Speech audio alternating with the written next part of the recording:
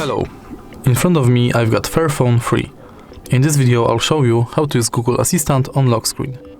Firstly, open Google app, tap button in the right corner, go to Settings, Google Assistant. Now tap on Voice Match, enable this function.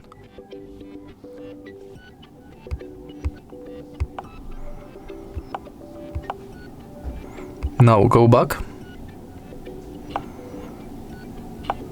tap on lock screen, and also make sure this function is enabled. Now you can lock the screen and simply say, "Hey Google, what's the weather like today?" It's 11 and partly cloudy. Today, there'll be showers with a high of 12 and a low of 4. If you find this video helpful, please leave like, comment and subscribe.